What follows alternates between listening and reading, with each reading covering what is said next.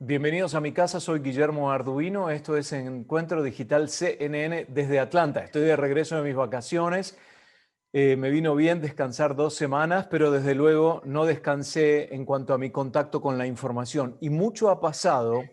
Y una de las entrevistas de el periodo previo a mis vacaciones era la falta de pruebas para las vacunas contra el coronavirus con niños. Y habíamos entrevistado a un par de científicos que decían que se estaban haciendo esfuerzos para lograr eso. Bueno, ya se ha incorporado a menores. Vamos a hablar de la importancia de lo que ello significa. Y por otro lado, la seguridad también en cuanto a los menores y eventuales efectos secundarios. Y también vamos a hablar de los números en Estados Unidos y en el resto del mundo con respecto a infecciones. Recibimos al doctor Joseph Barón, que es pulmonólogo del United Memorial Medical Center en la ciudad de Houston. Doctor Barón, ¿cómo le va? ¿Qué tal? Buenas tardes. Muy importante incorporar a los niños, ¿no? Porque a pesar de que los números siguen indicando que tienen una menor propensión para el contagio, son miembros de esta sociedad y la vacuna finalmente a ellos va a haber que dársela. Definitivamente, los niños, acuérdate, también son aquellos que pueden estar esparciendo esta enfermedad, aun si son asintomáticos. Entonces, es súper importante que ellos sean considerados dentro de los estudios clínicos que se están haciendo. Habitualmente, ¿cómo se consiguen a niños voluntarios? Porque los padres o los tutores o los encargados son los que tienen que decidir y firmar documentos por ellos. ¿Son hijos de médicos mayormente? Mira, son muchos hijos de gente que son personal de la salud. Esos son la mayoría de los que son, como tú sabes, para poder dar consentimiento informado, tú tienes que ser una persona mayor de 18 años. Claro. Entonces, la mayor parte de gente que está aprobando estos consentimientos son profesionales de la salud que tienen hijos menores. Bueno, los números hablan por sí solos. Decíamos recién, son los que menor propensión tienen para desarrollar la enfermedad o para las complicaciones de la enfermedad, pero eso no significa que no sean portadores y que sean diseminadores de la enfermedad. Por lo tanto, es fundamental. Ahora, ¿ellos se incorporan desde la fase uno o ya se pueden incorporar a estas otras fases más avanzadas que ya se encuentran en la parte humana directamente? Generalmente para niños lo que quieres hacer es tratar de evitar, si es posible, la fase uno y la fase 2, que son las fases bien experimentales donde no se ha dado la medicina a nada más que a animales. Entonces, por lo general esperas a que ya se le dio a algunos adultos para ver si en ese momento ya se les puede dar a niños. ¿Y las pruebas con niños son con niños sanos desde todo punto de vista o pueden presentar alguna patología? No, tienen que ser totalmente sanos sin ningún tipo de patología para que no tengas ninguna cosa que confunda los resultados que estás teniendo. Mm. Em, Hablemos de la seguridad. Eh, Debido a que los niños, en este caso, los números hablan que los posiciona mejor frente a la enfermedad. ¿Eso nos podría dar la tranquilidad de que la prueba va a ser un poco más simple y muchísimo más fácil la trayectoria de esta prueba o es una falsa idea? Es una falsa idea, porque la manera en la que tienes que comprobar la seguridad es exactamente igual para adultos que para niños. Exactamente igual. Todas las medidas precaucionarias, todo el seguimiento de cualquier síntoma que no sea normal, cualquier cosa que le esté pasando al niño es exactamente igual que a un adulto. Hmm. Bueno, AstraZeneca tuvo que pausar en Estados Unidos durante 2 meses con las investigaciones de la vacuna porque un voluntario tuvo manifestaciones neurológicas adversas en Gran Bretaña. Ya se reinició nuevamente o continúan los experimentos y con la fase previamente establecida de AstraZeneca. En el caso de estas complicaciones neurológicas o que podría ser que no estén relacionadas con la vacuna, ¿no? Podría ser algo externo al proceso de investigación. Totalmente, o sea, como cualquier otra cosa, tú puedes tener estas variables que confunden. Sin embargo, el hecho de que el coronavirus y todo lo que se parece al coronavirus son virus que de alguna manera les gusta atacar el sistema nervioso, ya sabes, por eso es una de las razones las cuales la gente no huele al inicio o no tiene sabor. Ese tipo de cosas es extremadamente importante estar vigilando el sistema neurológico en todo sentido. Vamos a hablar de los efectos colaterales o secundarios en los niños. Me imagino que la preocupación es mayor en este caso porque por una cuestión de que es una población, entre comillas, más vulnerable simplemente por su edad, no por una cuestión física, ¿no? ¿Cómo cómo se puede evaluar la respuesta de un niño por el hecho de ser niño? Las preguntas que le pueden hacer a un adulto, podemos saber que el adulto va a contestarlas con absoluta autenticidad. ¿Cómo se trata a los niños en una investigación para las vacunas? Todo eso depende de la edad del niño y de la edad a la que se mete. Obviamente, un niño que tenga, qué sé yo, de menos de 5 años, lo que te vayan a decir no es tan confiable como un niño de, qué sé yo, 8 o 9 años de edad. Entonces, esas son las cosas que son difíciles de entender, sobre todo desde el punto de vista de efectos secundarios. Tú sabes que cualquier efecto secundario tiene que ser reportado, ya sea un dolor de cabeza, náusea, vómito, cualquier cosa así. ¿Cómo le preguntas a un niño que tiene 3 años, te duele la cabeza Claro. y que te lo digas? Es una situación bastante difícil y una situación en que las compañías que están desarrollando estas vacunas tienen que ser extremadamente cautelosas porque se les pueden pasar efectos secundarios que el niño no sabe cómo explicar. Por ejemplo, en el caso de la mielitis transversa, que es lo que le pasó a este adulto en la Gran Bretaña, ¿cómo te lo va a explicar un niño? Así decirte que no está sintiendo las piernas, que no está... Es difícil para ellos poder explicar eso. Eh, el, el factor edad en el caso de las pruebas va de 0 a 18 años. De 0 a 18 años, correcto. Ok. Vamos a hablar ahora de los récords en Estados Unidos. Estados Unidos es un país con muchísima población, como Brasil, a la altura, digamos, de Brasil, México, Rusia, India. Ya China tiene una población realmente enorme. Eh, También en Estados Unidos se han hecho muchísimas más pruebas que en muchos otros países. Sin embargo, los científicos hacen hincapié en que los números recientemente registrados de infectados son indirectamente proporcional a la población. Es decir, llama la atención que el camino, el patrón de contagio ha subido y eso nos da la pauta de que la situación no está controlada. ¿Verdadero o falso?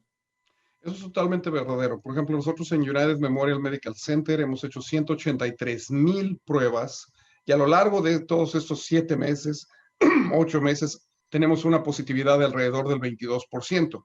En las últimas 3 semanas tenemos una positividad del 12,5%, es decir, una positividad importante. Para que tú te sientas tranquilo, tú tienes que tener menos del 2% de la gente que está positiva. Y eso no está pasando. Nosotros estamos viendo un aumento en el número de casos de pacientes ingresados al hospital. En la última semana yo he triplicado el número de pacientes en mi unidad de COVID. En la última semana. Y estos son pacientes que me están llegando muy graves, independientemente de su edad, del color de su piel o de su estatus económico.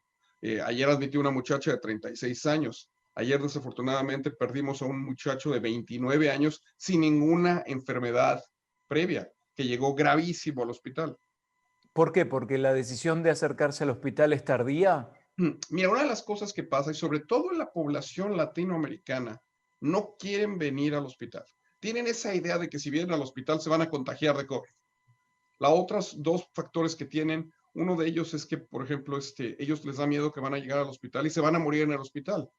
Y tercero, el factor financiero. Les da miedo lo que les va a costar. Por ejemplo, nosotros en United Memorial Medical Center decidimos hacer cualquier paciente que nos llega hoy por hoy al hospital con COVID, no le cobramos un centavo durante toda su hospitalización. Es una decisión que tomamos a nivel altruista, ya sea que pague el gobierno o no la pague, nosotros no les vamos a cobrar, porque no quieres que tengan encima de todas las preocupaciones también la preocupación financiera. Mm.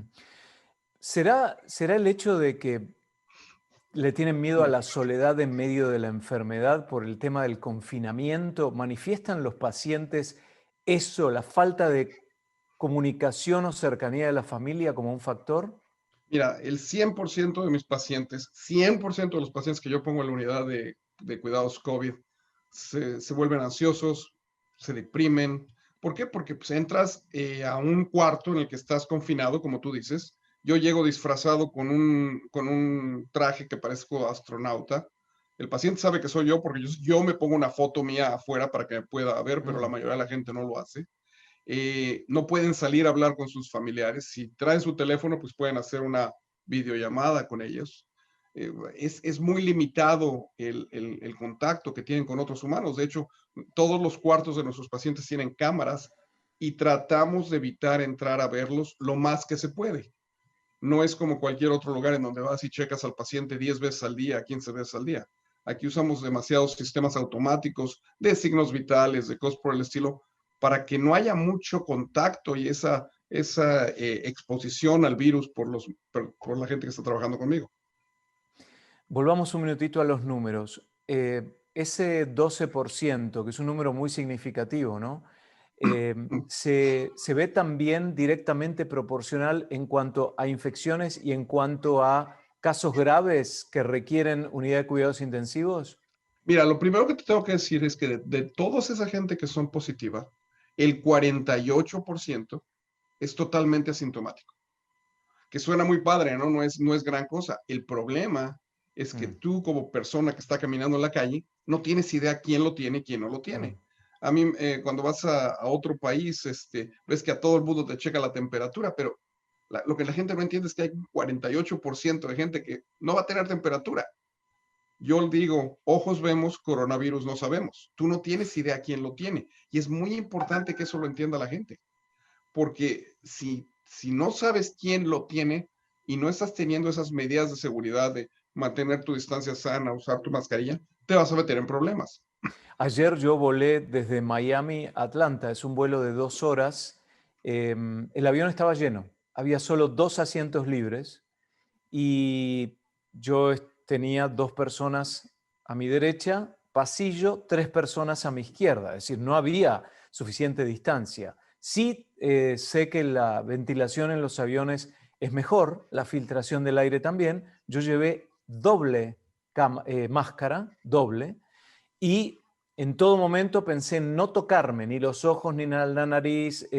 Tenía los anteojos puestos, unos que son un poco más grandes, y abrí el aire que está arriba para que constantemente me cayera aire en la cara. Pero lo que pensé fue que cuando estaba en el aeropuerto, a pesar de haber estado con distanciamiento con respecto a los demás pasajeros en la sala de espera, no había circulación de aire. Es decir, no estaba así, hasta hacía calor, ¿no? Entonces, tal vez el problema no es el avión, sino la instancia previa, ¿no es cierto? Y el factor tiempo que uno está expuesto a ese sector cerrado. Mira, no hay duda alguna de que el contagio lo vas a tener en ambos lugares. Los estudios que se han hecho, ahorita estoy seguro que estás familiarizado con el estudio que acaba de salir hace poco, que fue patrocinado por una de las grandes aerolíneas, que dijo que no hay gran problema.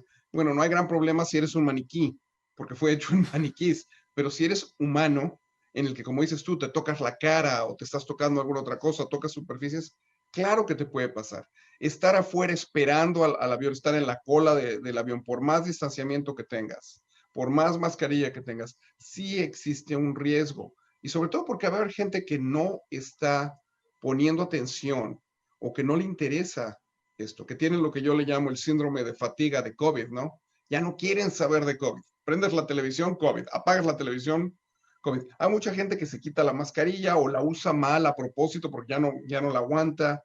Y tú estás pegado a toda esta gente en un lugar que está relativamente confinado, sin una ventilación mayor, te vas a meter en problemas. Va a haber gente que se mete en problemas. Lo que no sabemos es quién es la persona que se va a meter en problemas.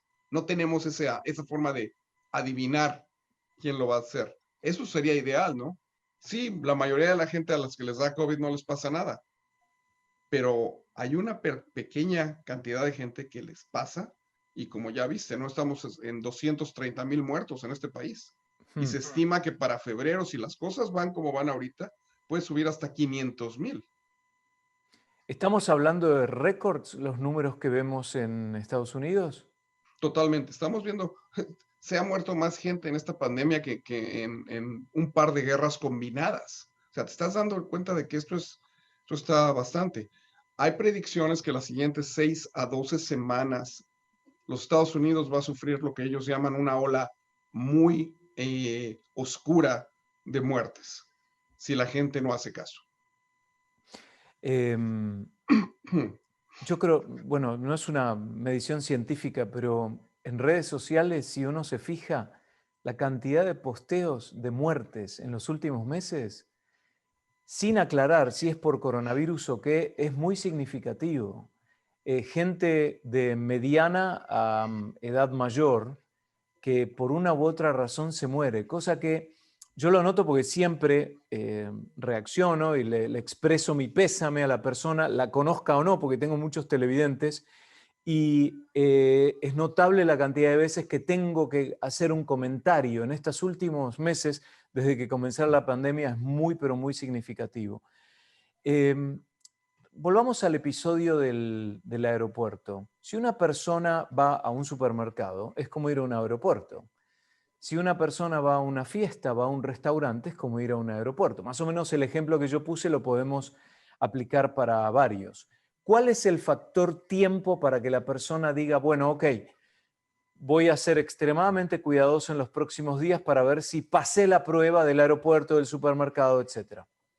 Mira, se recomienda que después de que tienes una exposición a un virus o una que piensas que es exposición, que esperes más o menos 4 a 5 días. Es el tiempo que toma para que el virus se multiplique lo suficiente para que yo lo pueda encontrar en nuestras pruebas. Entonces yo te diría, si quieres saber si lo tienes o no después de que fuiste al aeropuerto, te esperas 5 días y te haces la prueba. Sin embargo, acuérdate que las pruebas no son 100% verídicas. El 15% de las pruebas que nosotros estamos haciendo tienes lo que se llama un falso negativo. Ese falso negativo son gente que están enfermas, aunque la prueba te diga que no salió nada. Y eso es importante, porque esas son gentes que piensan, no tengo ningún problema, se sienten bien, siguen haciendo su vida y siguen infectando a otros.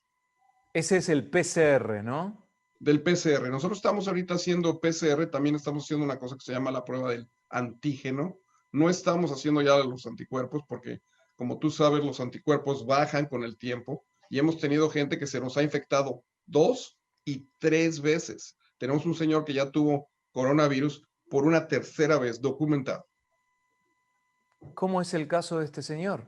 Este es un hombre que lo admitimos en abril, después se volvió a reinfectar en junio y era un virus completamente diferente porque los analizamos y ahorita lo acabamos de admitir en septiembre. Es, ¿Qué, es, qué edad tiene? es un hombre de 46 años de edad, Joven. joven sin ninguna enfermedad coexistente, ¿Se sabe qué tipo de sangre tiene? A positivo. Y ahí quería llegar un momento nuevamente. Todavía no hay estudios concluyentes que puedan con certeza absoluta decir sí hay una sangre que es mejor que la otra en cuanto a la propensión para infecciones, pero lo vemos, no científicamente, pero lo vemos. Mira, no hay duda que se ha reportado mucho que el grupo sanguíneo A positivo, más que todos los demás, han sido la gente que se infecta más. Pero, como te digo yo, por ejemplo, el muchacho este que falleció hace un par de días tenía un grupo B. O sea, esto pasa, lo vemos todos los días. No porque tengas un grupo de sangre, y eso es lo que tienen que entender tus televidentes. El hecho de que tengas un grupo de sangre que no es de los comunes, o que no tengas diabetes, hipertensión, que no seas obeso y que no seas mayor, de ninguna manera te protege contra el coronavirus. Porque eso es lo que yo veo. Yo veo a los jóvenes que van y hacen fiestas y no hay mascarillas y conciertos y cosas por el estilo, porque, entre comillas, ellos están jóvenes. Eso no te protege. Y como profesional de la salud, es frustrante ver que gente joven que tiene toda la vida por delante te lleguen al hospital muy amolados de los pulmones, por ejemplo, y aún si se salvan, su calidad de vida, tú sabes que no va a ser lo que debería de ser. Sus pulmones tienen un deterioro importantísimo. Y aprovechando, doctor Barón, que usted es pulmonólogo, el tema, el factor tiempo es importante también para la complicación a largo plazo y, ¿por qué no, de por vida? Totalmente. Como tú sabes, y creo que hemos hablado de esto, nosotros diseñamos un protocolo que se llama el protocolo Math Plus. El protocolo Math Plus atacamos al COVID en la parte más importante que tiene el COVID, que es la inflamación. ¿Te acuerdas que habíamos hablado de inflamación y coagulación? Si tú agarras al paciente en la etapa inicial, tienes mucho chance de que el paciente salga adelante.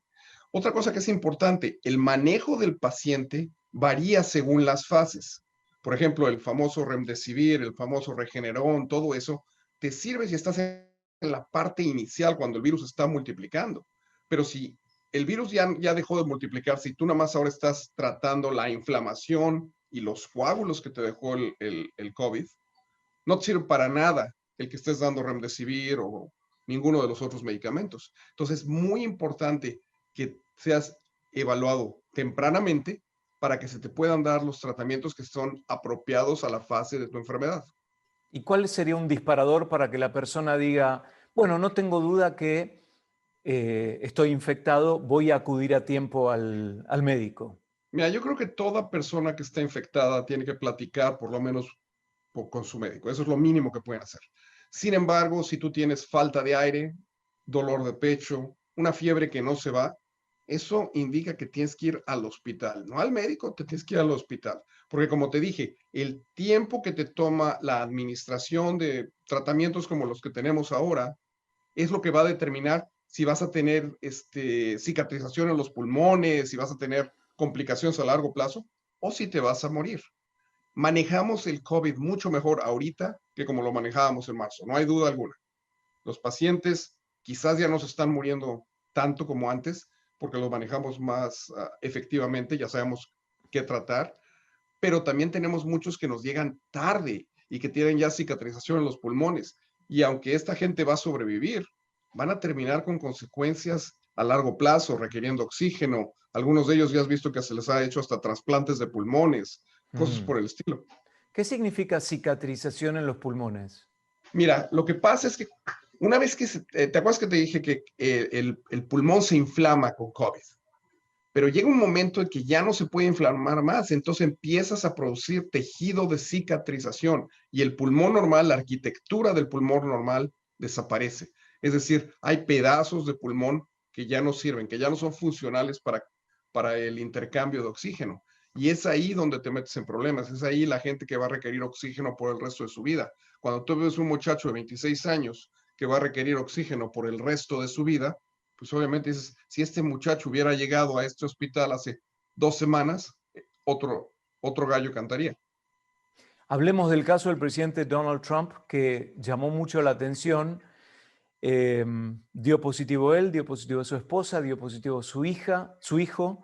Ahora, ellos y el presidente puntualmente, el factor tiempo fue fundamental, porque él es obeso, está expuesto a un nivel de estrés sin precedentes. No debe dormir muy bien, lo deben despertar a cada rato, es decir, no es un cuerpo descansado. Es un cuerpo que, según él, no ha tenido una nutrición responsable, ¿no? Que le gusta la comida chatarra, etcétera, etcétera. Sin embargo, salió muy bien. Claro, la posición de presidente tiene todo un grupo de médicos y todos medicamentos a su disposición. Probablemente él mismo no toma las decisiones sobre su cuerpo hoy en día por ser presidente del país. Es el factor tiempo probablemente lo que manda este mensaje que yo me atrevo a decir que es un mensaje peligroso, porque el mensaje que manda es, ven, yo lo tuve, miren cómo lo superé fácil. No todos somos el presidente, no todos tenemos acceso a ese tipo de tecnología, de recursos, etcétera.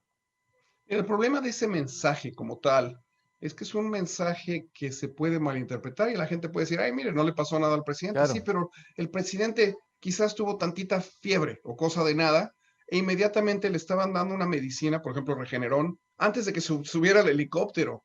El Regeneron nosotros lo usamos por primera vez en nuestro hospital y en toda la nación, fuimos los primeros en usarlo, pero lo usamos de manera experimental. Se le da a la mitad de pacientes, les das el Regeneron, a la otra mitad no les das el Regeneron, les dices que se lo estás dando. El presidente así de buenas a primeras lo consiguió.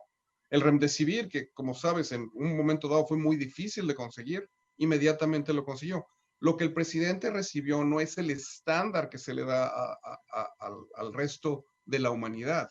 Él tiene la ventaja que se lo pudo hacer, pero eso sí te explica que que si tú llegas al médico de una manera temprana, hay Claro, tratamientos que se te pueden ofrecer. Quizás no sean todos como los que se le dieron al presidente, pero sí tenemos opciones. Ya no es como yo decía antes, y se lo decía a una de tus compañeras de CNN en inglés, dije, antes a mí me llegaban los pacientes a la 1 y para las 4 de la tarde ya estaban muertos. O sea, así de grave era la situación porque no sabíamos qué hacer con ellas. ¿Te acuerdas que nos las pasábamos poniéndolos en ventiladores? Ahora sabemos que lo que no queremos hacer es ponerlos en ventiladores porque el 88% de gente a la cual conectas a un respirador fallece. Entonces ahora usemos otro tipo de cosas para sacarlos adelante. Pero esa idea de que no es gran cosa, con el respeto que se merece el presidente, sí es gran cosa. Y si alguno de tus televidentes tiene duda de eso, que venga y que pase conmigo un día en mi unidad de COVID y vas claro. a ver cómo cambian de parecer. No, y además es evidente, ¿no?, que los recursos a los que tiene acceso el presidente no son de todas las personas, pero es válido el pensamiento también de muchos que dicen, bueno, pero si a él lo pudieron tratar y es un tipo que tiene eh, unos factores de riesgo muy, pero muy importantes, significa que técnica y medicinalmente se puede rescatar una persona que a tiempo se presente a un hospital con esas condiciones, ¿no? Sí, pero mira, parte de eso es como te digo, es el síndrome de fatiga de COVID. La gente está harta de oír COVID. Entonces, cuando ellos oyen algo bonito, pues obviamente tu Claro, misma sistema, mecanismo de defensa quiere irse por ese lado. A la gente se le hace mucho más fácil que el presidente diga esto no es gran cosa, a que el doctor Varón venga y les diga, esta es una enfermedad mortal que te puede matar. claro, Les va a claro. gustar más, y eso es, y sobre todo en la gente hispanoamericana, esto lo vemos mucho. A mí me dicen, oye, por favor, háblanos, danos una plática, pero dinos cosas bonitas, ya nos cansamos de oír cosas feas. Te lo juro, eso me pasa todo el tiempo. Me piden que vaya a dar pláticas por todos lados y quieren que les hable de las cosas bonitas, quieren oír buenas noticias. La verdad es que no vamos a tener buenas noticias hasta que todos entremos en cabeza y tengamos una conciencia social. Cuando todos entendamos que cuando yo me pongo mi mascarilla, lo hago más que nada por protegerte a ti, no por protegerme a mí. La gente no va a entender hasta que eso ocurra. Y ayer en el avión había dos personas que por momentos se la sacaban y, bueno, tomaban agua, pero se lo dejaban con la nariz por acá, ¿no? Así, y respiraban por la nariz. Y después en el aeropuerto también vi, a pesar de que estaban lejos, había gente que no tenía la mascarilla puesta. La gran mayoría sí, la gran mayoría sí. Me gustó que American Airlines dijo, persona que se resista a utilizar la mascarilla durante el vuelo no se le permitirá volar nunca más en American Airlines. Me pareció un compromiso por parte de una empresa importante como para crear esa amenaza para la adolescencia eterna de muchos. Recién hablábamos, doctor Barón, de lo que en inglés se conoce como wishful thinking, la expresión de deseo y convertir ese deseo en realidad. Bueno, esa es una conducta adolescente, ¿no? Y hay muchos adultos que a veces nos comportamos como adolescentes. La parte final de esta charla, doctor, la quiero usar para tiempos.